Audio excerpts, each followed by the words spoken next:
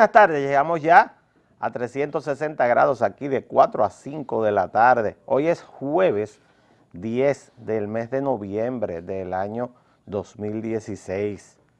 Ya estamos a jueves y camina el mes de noviembre hacia su tercera parte, a partir ya del día de mañana. Y después de ahí llegaremos rápidamente a la época navideña, donde esperamos que todos los ánimos caldeados que existen, tanto aquí, en algunos sectores, como en el resto del mundo, en los Estados Unidos, por supuesto, comiencen a disminuir, porque eso es lo que nos conviene a todos. Y en los días 10 de noviembre han sido declarados por la UNESCO como el Día de la Ciencia y la Tecnología. Este día fue declarado con este nombre en el año 2001 para llamar la atención hacia un tema que impacta definitivamente en lo que somos los seres humanos. Ciencia y tecnología son dos términos que están íntimamente relacionados, íntimamente vinculados. La tecnología es ciencia aplicada y no hay dudas de que en estos 250 años aproximadamente que ha sido la era de la invención de los seres humanos, que se inició en el siglo XVII, XVIII, con la invención del motor a vapor que revolucionó la industria y durante todo el siglo XVIII construyó la revolución industrial, las ciudades, el siglo de los grandes inventos. Pues a todos estos 250 años, lo que le ha sucedido ya en este momento de la historia de la humanidad es la aplicación tecnológica de todo el conocimiento para incluso la sustitución de la mano de obra de los seres humanos y también la posibilidad de desarrollo que ya está en pañales, pero no se va a detener, de la inteligencia artificial para la solución de muchos de los problemas de los seres humanos, de la humanidad. Así que hoy, por lo menos en el caso nuestro, le ponemos mucha atención al tema de ciencia y tecnología, que también está vinculado con el tema de la invención. Un país que tiene inventores, un país que tiene personas con gran cantidad de conocimiento científico, es un país destinado necesariamente al desarrollo y a la convivencia pacífica entre sus habitantes. Y también el día de hoy, bueno, 10 de noviembre, cumple 65 años nuestro presidente, a quien desde aquí, por la amistad que siempre nos ha unido desde hace muchos años, conocemos al presidente Danilo Medina, cumple 65 años, nació un 10 de noviembre del año 1951. Todavía es un hombre muy joven el presidente Medina. Nació en la provincia de San Juan de la Maguana, en la comunidad de Arroyo Cano, municipio de Boichío, el presidente Danilo Medina, y desde aquí les deseamos los mejores parabienes, el cariño de siempre a él, que siempre nos ha distinguido con un trato amable desde hace mucho tiempo, ganando o perdiendo, siempre siempre nos ha demostrado la apertura y la amistad el presidente Danilo Medina. Así que al llegar a sus 65 años, que no se preocupe, él no lo celebró, lo celebrará con su familia, que no se preocupe que no nos estamos poniendo viejos, estamos en la juventud de la vejez todavía, presidente. Así que felicidades al presidente Danilo Medina, que hoy cumple años, 10 de noviembre de este año 2016. Y entre las noticias más importantes que tenemos que comentar con ustedes el día de hoy, bueno, en el plano nacional está la transparencia ya de lo que ocurrió con el tema de la Junta Central Electoral. Queremos incluso felicitar a el presidente del Senado, Reinaldo Pared Pérez, quien no se quedó callado, como siempre, porque generalmente el PLD se queda callado ante las acusaciones de la oposición. En el día de ayer, una comisión que durante alrededor de 2 meses, mes y medio, estuvo evaluando a 232 dominicanos y dominicanas para entonces presentar al Pleno del Senado 30 nombres, 5 ternas de 3, 5 por 3, 15, para miembros titulares de un organismo administrativo del Estado que tiene un tipo de escogencia especial marcada por la Constitución de la República, que es el Senado. O sea, los senadores, dentro de la facultad que les da la Constitución, nombraron una comisión. Esa comisión presentó en el día de ayer su informe, lo presentó el senador Dionis Sánchez, el presidente de esa comisión, y tenía 15 nombres para ser, o tiene, porque quedó sobre la mesa el informe, 15 nombres para ser miembros de la Junta Central Electoral, titulares, y 15 nombres para ser miembros suplentes de la Junta Central Electoral. Ahí están los nombres. Cada quien puede escoger favoritos o no favoritos. Está el doctor Roberto Rosario, está la doctora Graciano, está mi amiga de muchos años, Rafelina Peralta, etcétera. Ahí están las fotos de 10. Ahí está Fao también, que es el último de los suplentes, que es nuestro amigo de muchos años. Le decimos Fao, lo cierto, yo creo que es apellido Valenzuela, no recuerdo bien, pero amigo mío de muchos. Está el periodista y abogado Luis García, que también lo vemos ahí, como parte de los que serían suplentes de la Junta Central Electoral. Pues se presentó lo siguiente, porque hubo ayer todo un movimiento extraño alrededor de este tema que muchos no entendimos y queremos ratificar nuestra felicitación al doctor Reinaldo Pared Pérez para hacernos entender lo que pasó. Porque en esas 30 caras que vemos ahí no está la cara ni el nombre de quien se plantea sería el presidente de la Junta Central Electoral, porque no fue inscrito, que es nuestro amigo Julio César Castaño Guzmán. No fue inscrito, no fue evaluado, y al ni ser inscrito ni ser evaluado, su nombre no está. Sin embargo, era el nombre que más sonaba, que iba a ser electo en el día de ayer. ¿Qué ocurre?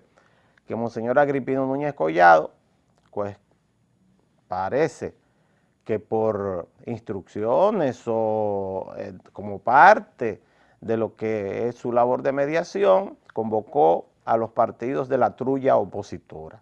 Yo los he denominado la trulla opositora. Algunos dicen que tiene importancia porque son el 38% de los votos y nosotros decimos, bueno, pero el PLD y sus aliados es el 62%.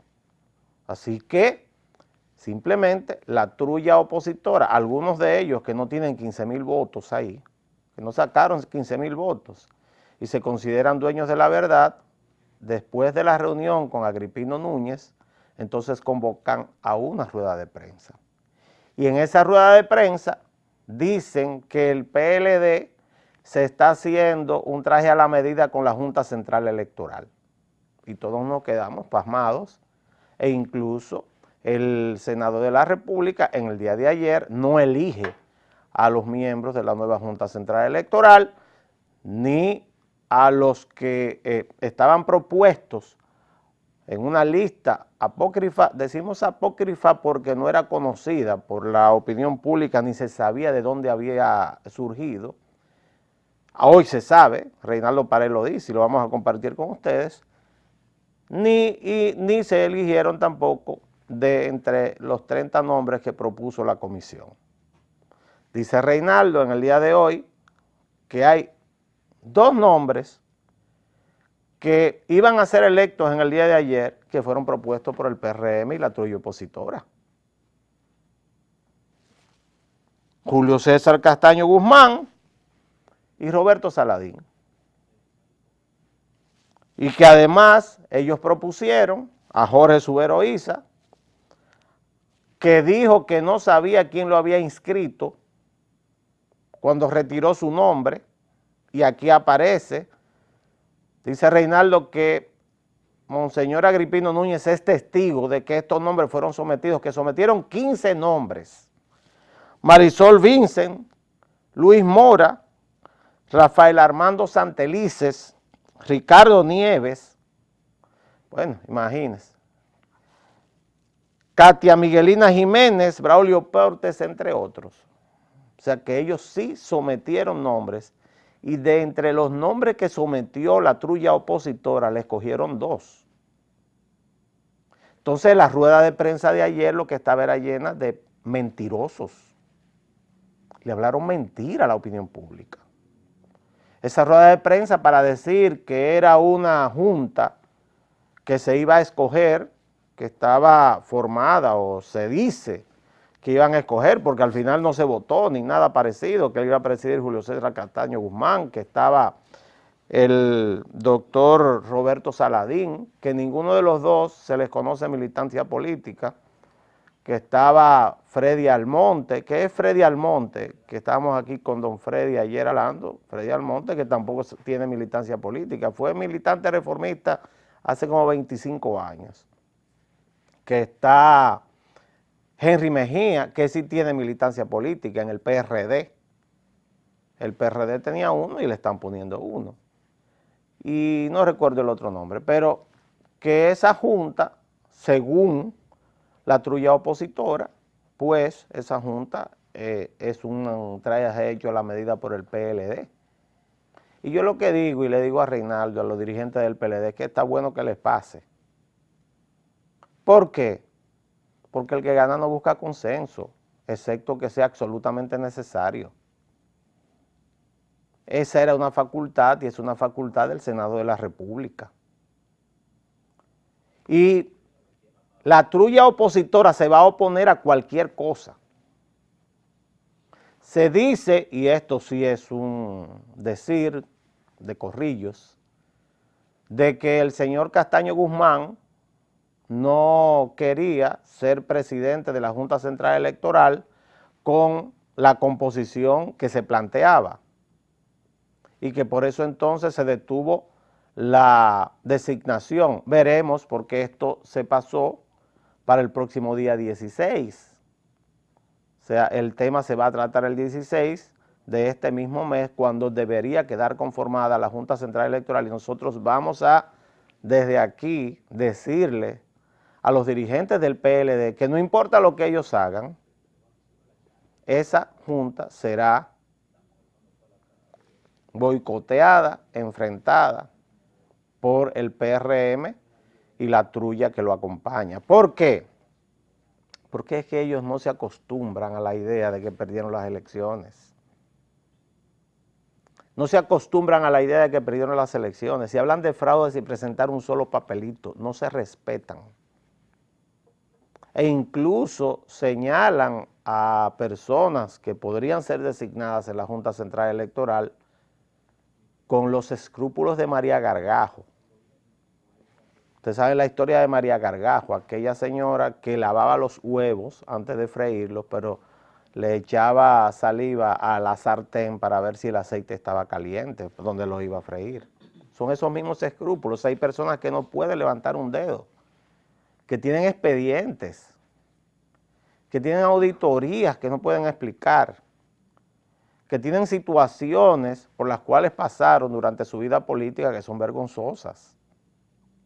Entonces, esos son los que están objetando a cualquiera que vayan a elegir y van a objetar a quienes se elijan al Tribunal Superior Electoral y van a objetar a quienes se elijan cuando se reúna el Consejo Nacional de la Magistratura. Van a armar otra garata y van a seguir armando garata todo el tiempo. A lo que no van a llegar es a cumplir la amenaza de que hablan. ¿Cuál es la amenaza? Que se van a tirar a las calles. ¿Por qué no pueden cumplir esa amenaza? Porque no tienen pueblo. Porque para cumplir esa amenaza tienen que tener pueblo. Y no existe en la República Dominicana ningún tipo de condición para personas que son perdedores de unas elecciones de hace alrededor de 3 meses, 4 o 5 meses, tengan capacidad de movilización para protestar. ¿Por qué? Por unas elecciones que ellos simplemente perdieron. Así que toda esta telenovela pareciera que está llegando a su fin y sobre todo estamos conociendo poco a poco detalles que se iban filtrando, que muchas veces no compartimos con ustedes, pero que por respeto a ustedes, por supuesto, porque es muy difícil y no es serio venir aquí a sentarse a compartir rumores. Pero no hay dudas de que aparecieron nombres, aparecieron situaciones en las cuales hay cuestionamientos serios a lo que es esta actitud levantisca de un grupo de personas que simplemente perdió las elecciones. Y perdiendo las elecciones centran su dedo y centran lo que es su posición política en una sola persona, no dándose cuenta que la viga está en el ojo de ellos y la paja no está en el ojo ajeno. Es que no hay posibilidad de que una oposición tan díscola, sin ningún tipo de propuesta alternativa a lo que está ocurriendo en el país en este momento desde el punto de vista político y gubernamental, pueda convertirse en una opción electoral seria. Porque esa misma oposición, los que se sientan en esa mesa, todos tienen objetivos diferentes. Hay algunos que lo que hacen es ladrar como perros o aullar para que los llamen, porque ellos quieren que los llamen para llegar a un acuerdo, para que les den preventas, privilegios. Otros están también en la misma actitud, intentando mantener lo que es la preeminencia dentro de su partido. ¿Qué es lo que ocurre con el PRM? Donde hay una división franca. Entonces, el más radical, el que perdió las elecciones, tiene que buscar una justificación para poder mantenerse como una opción para unas lejanísimas elecciones que se realizarán en el año 2020 y para eso tiene obligatoriamente que para mantener vigencia tener este tipo de actitud. Ahora, sí le quitaron la máscara hoy. Reinaldo le quitó la máscara. Dijo, no, de esos 5 miembros hay 2 que propusieron ellos. Hay 2 que propuso esa trulla que estaba ahí y que no lo dijo en el día de ayer. Dijo los nombres y se quedó callada. Se puso a hacer acusaciones sin profundizar como hacen todos los irresponsables. Pero ya se sabe que de los 5 hay 2 que ellos propusieron. Porque no han sido capaces, y aquí inmediatamente pasamos a otro tema, ni siquiera de hacer lo que vimos hace un ratito, un momentito, que ocurrió en Washington, entre 2 partidos que se mataron como perros en una campaña electoral terrible. Hace un rato se presentó la imagen, que creo que el director la debe tener, de la reunión de más de hora y media entre el presidente de los Estados Unidos, Barack Obama, del Partido Demócrata, quien se pasó casi 2 meses haciendo campaña, tratando de ayudar a que su partido ganara las elecciones, y el señor Donald Trump, quien es el presidente electo de los Estados Unidos. Ahí están las imágenes, ustedes lo ven, una reunión distendida, donde Donald Trump incluso dice al final de las palabras de Barack Obama, quien le ofrece incluso abrirle las puertas de la Casa Blanca, conociendo las debilidades que tiene Donald Trump en el tema político y de manejo de gobierno,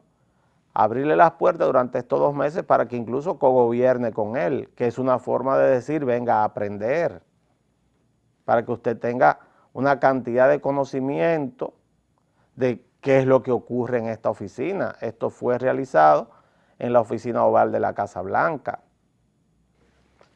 Y esto ocurre, y deberían aprenderlo los políticos del patio. Decía que dijo Donald Trump al final, este es un buen hombre.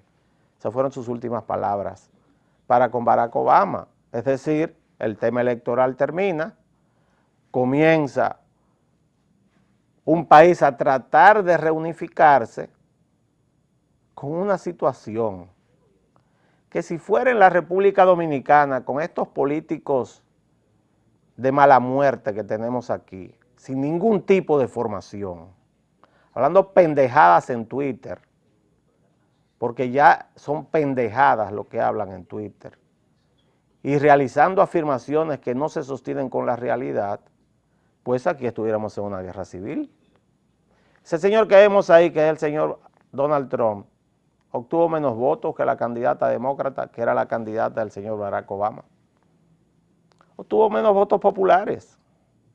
Donald Trump es hoy presidente de los Estados Unidos de Norteamérica con alrededor de 212,000 votos menos populares que la señora Hillary Clinton, y es el resultado de un sistema electoral que fue construido en el siglo XVII, sí, en el siglo XVII, en el siglo XVIII, perdón. Fue construido en el siglo XVIII con la independencia de los Estados Unidos, donde se asigna una cantidad de electores privilegiados por estado para un colegio electoral cerrado. Es decir, Hillary Clinton tiene más cantidad de votos a nivel popular, pero pierde las elecciones. Y sin embargo, en el día de ayer se presenta, hace una rueda de prensa y felicita directamente al señor Donald Trump, porque esas son las reglas de juego. Esas son las reglas de juego. Y en el medio del partido usted no puede cambiar las reglas de juego. Y no solamente lo felicita, sino que invita al pueblo norteamericano a unirse a lo que es la presidencia del señor Trump, para que debe asumir el liderazgo de la principal nación y la principal potencia del mundo. Y hoy lo hace el presidente Barack Obama. Y yo quiero traer el contraste. Díganme ustedes una vez, en que se haya visto en la República Dominicana un candidato perdedor felicitar al ganador. Vamos retrospectivamente si quieren. En el 2016 se felicitó a Danilo Medina cuando ganó. Todavía están diciendo que hubo fraude y no han sido lo suficientemente justos para felicitar al ganador, que sacó un récord de un 62%. En el 2012 ustedes vieron a Hipólito Mejía felicitarlo. Ustedes no lo vieron a Hipólito Mejía felicitarlo. Todo lo contrario. Hicieron una rueda de prensa como a las 48 horas de terminado el conteo electoral amenazando. Cosa que no ocurrió nada. Por eso es que digo que no sé por qué el PLD tiene que ser tan tímido en defender su mayoría electoral. Y en el 2008. En el 2008 el PLD y Leonel Fernández ganaron 54, casi 55 contra 43, 44. Busquen el video a ver si vieron en algún lado a Miguel Vargas felicitar a Leonel Fernández. En ningún lado. Y en el 2004, donde el presidente Hipólito Mejía fue derrotado, ustedes vieron en algún punto a Hipólito Mejía felicitar a Leonel Fernández. No lo recuerdan, ¿verdad que no? En el año 2000 sí, lamentablemente hay que decirlo, porque dicen a veces que yo soy muy tendenciado. Lo que ocurre es que yo estaba ahí. En el año 2000 se hizo una rueda de prensa a las 48 horas después del 16 de mayo en el Hotel Lina. El candidato derrotado fue Danilo Medina. No tenía Hipólito Mejía la mayoría del 50+1, llegó, nunca me voy a olvidar, al 49.87% de los votos. O sea, le faltaron fracciones, 13 fracciones de un punto para llegar al 50+1, o sea, desde el punto de vista constitucional, lo que se planteaba era que se podía ir a una segunda vuelta. Sin embargo, Danilo Medina hizo una rueda de prensa y reconoció el triunfo de Hipólito Mejía.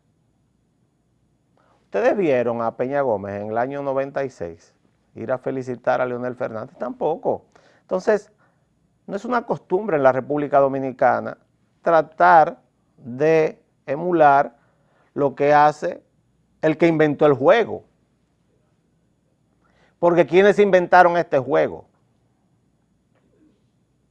Así como el béisbol lo inventaron los Estados Unidos, fueron americanos que inventaron el béisbol y están las reglas escritas que cuando se da un rolling y alguien la atrapa y se tira a primera y la base está pitada, es out. Quien inventó el juego del presidencialismo fueron los Estados Unidos. El primer presidente de la historia es el que está en ese cuadro que hace un ratito veíamos, en el centro, un poco más arriba, no se ve ahí, pero fue George Washington, el primer presidente de la historia. Eso no existía. Y esto tiene su explicación también. Los Estados Unidos no se formaron como nación del mismo modo que lo hicieron los países hispanoamericanos. Lo que pasa es que nosotros hicimos una caricatura del presidencialismo en nuestras naciones, que es lo que ha provocado el gran atraso político y económico de nuestros países. No sabemos perder. ¿Qué hubiera ocurrido aquí si en vez de casi 1 millón de votos de diferencia, porque cuando alguien me dice a mí, y no son importantes el 38% de la trulla opositora, la trulla lo digo yo, y yo digo, bueno, pero más importante es la mayoría del 62% del partido de gobierno. Mucho más importante porque la regla es el 50+1 y tiene 12% más que el 50+1. Los opositores tienen un 12% menos que el 50+1, todos juntos porque tampoco fueron unidos. El partido que en forma individual obtuvo mayor cantidad de votos en la oposición sacó un 28, que es el PRM. El resto, para llegar al 34, 35 casi, es de partidos aliados. El PLD solo sacó un 51%. O sea, lo que domina en la democracia es la mayoría. Entonces, en Estados Unidos, para hacer el paralelismo, ante una situación en la cual las elecciones son tan cerradas, fíjense que las encuestas no fallaron al final. Las encuestas lo que medían era que estaba dentro del margen de error la cantidad de votos populares que iba a tener uno de los dos candidatos, sobre todo al final, porque llegó un momento hasta que entró aquella denuncia del FBI, cuando el Partido Demócrata tenía un 11% de diferencia, o sea que iba a ganar muy fácil, hace alrededor de 15 días, 16 días. Sin embargo, después de la actuación del FBI, esto se cerró. Y el tema con las encuestas es que en el voto popular las encuestas fueron asertivas. Cuando se cuentan los votos a nivel de todo el país, pues Hillary Clinton obtiene en forma mínima una mayor cantidad de votos que el señor Donald Trump.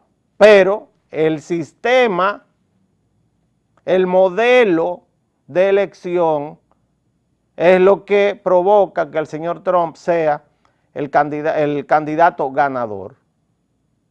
Hay protestas, claro. Hay incluso una protesta muy interesante, la de California. California es el estado más productivo de todos los Estados Unidos. Y es una de las regiones más productivas del mundo. El estado de California, si usted lo saca de todos los Estados Unidos, del mapa económico de Estados Unidos, si lo compara con el resto del mundo, está entre la quinta y la sexta potencia industrial por PBI más importante del mundo. Es decir, está por encima de Italia, de España, de una cantidad de naciones que son enormes en relación al estado de California, pero que la productividad de este estado y sobre todo lo que es la cantidad de habitantes que tiene con una enorme diversidad, pues lo hace el estado más importante desde el punto de vista productivo de los Estados Unidos, junto con el estado de Nueva York, pero Nueva York desde el punto de vista financiero. Estamos hablando de dos polos importantísimos para la economía norteamericana. Los dos votaron y votan tradicionalmente por el Partido Demócrata. Pues el estado de California, en la noche de ayer, ya vi que había algunos letreros y se está recogiendo firmas para el llamado Calexit. Recuerden el Brexit, la salida del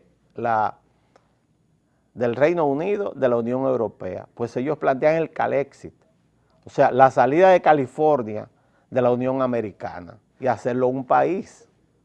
Y sobre ese tema y la decadencia de Occidente vamos a hablar después de la pausa, porque es muy interesante desde el punto de vista histórico lo que está ocurriendo en este momento en el mundo. Vamos a la pausa, señor director.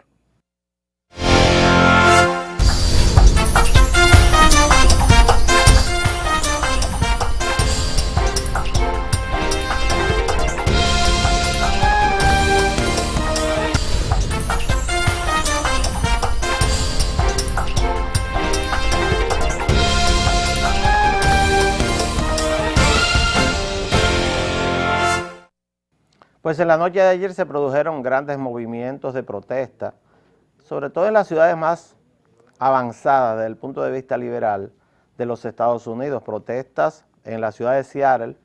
En Seattle hubo 5 heridos y hay que recordar que Seattle es la sede de Microsoft, la empresa más grande de software del mundo, ¿sí? La de Bill Gates. Esta es la sede de Microsoft y también en Seattle está la sede de Boeing, que es la empresa de fabricación de aviones más grande del mundo, es decir, donde hay toda una clase media y clase media alta educada en universidades que será anti-Trump durante toda su vida por el tema de esas ideas.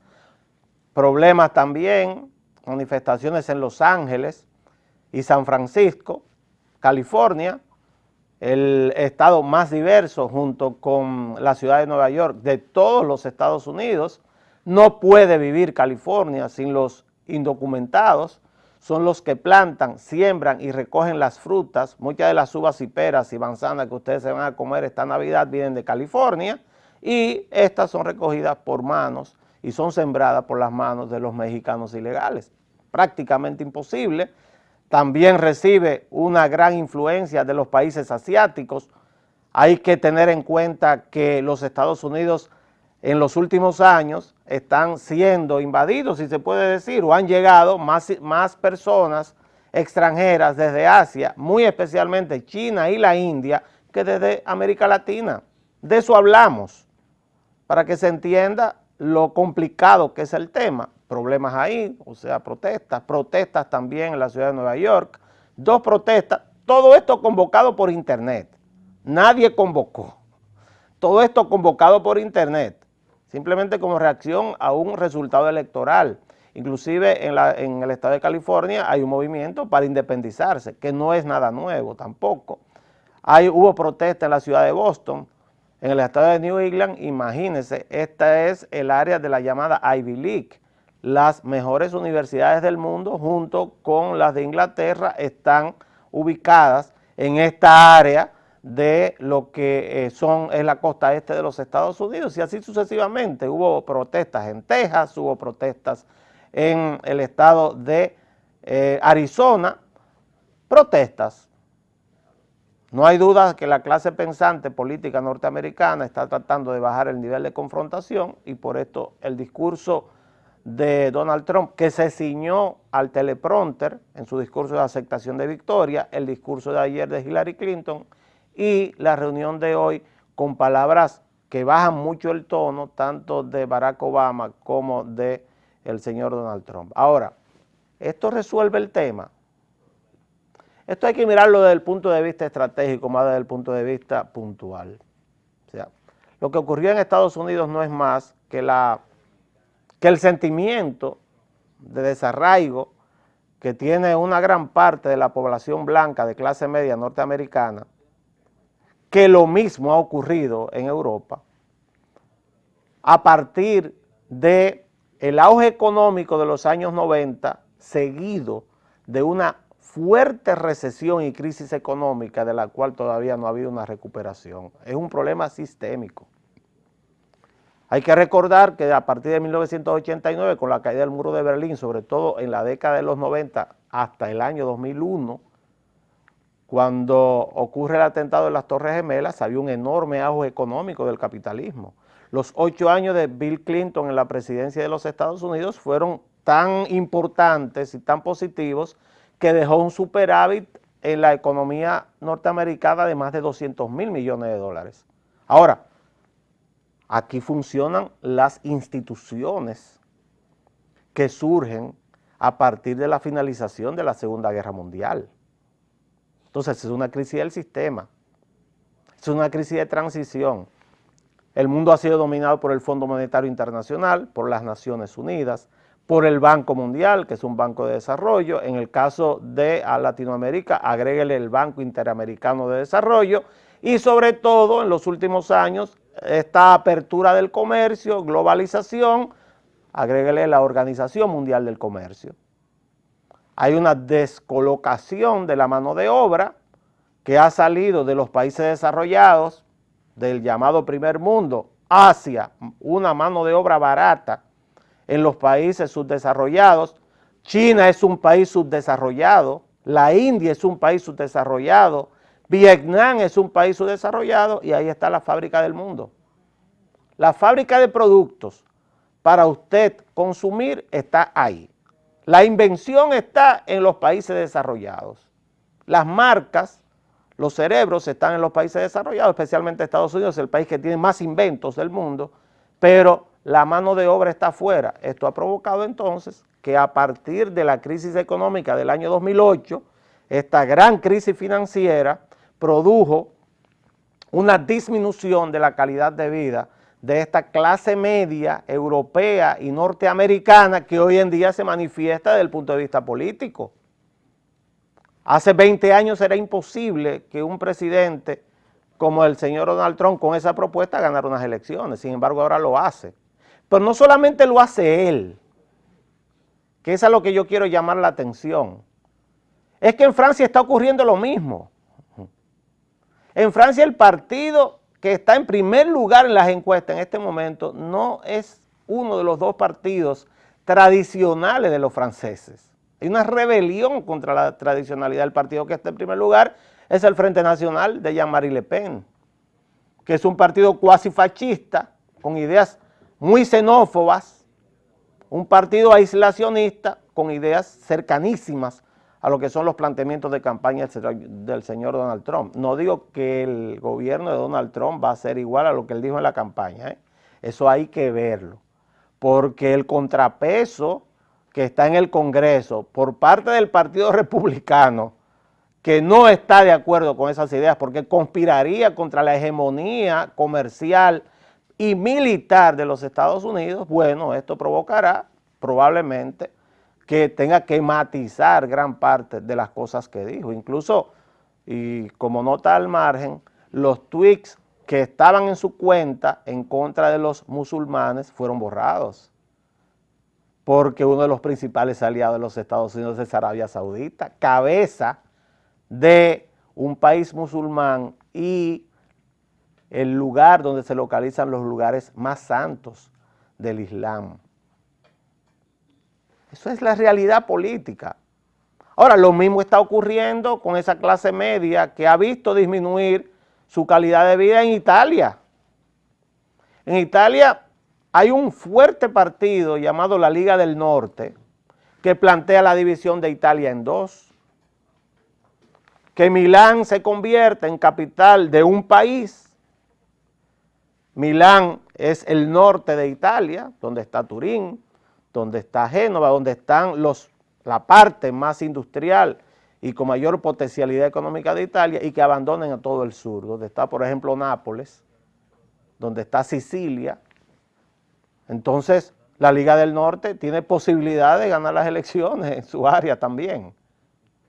Pero estamos hablando que en Hungría el presidente húngaro se opone a un gobierno liberal, que en Polonia un gobierno xenófobo también asume y gana el gobierno de Polonia, que el Brexit, o sea, la salida del Reino Unido de la Unión Europea, también gana, con la sorpresa de todo el mundo, porque existe, no hay dudas, una rebelión dentro de los países industrializados por parte de esta clase media blanca que ha visto perder su privilegio en medio de un proceso de globalización y descolocación que fue impactado enormemente por una crisis económica que todavía no ha podido recuperar sus niveles de vida de hace 15, 20 años. Ese es el tema.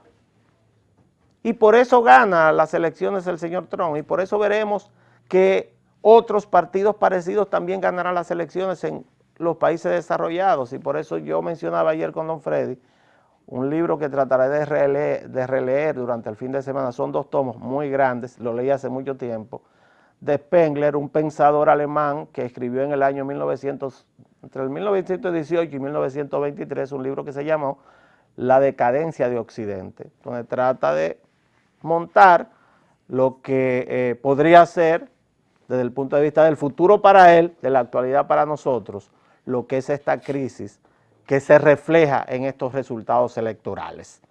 Hasta aquí el programa de hoy.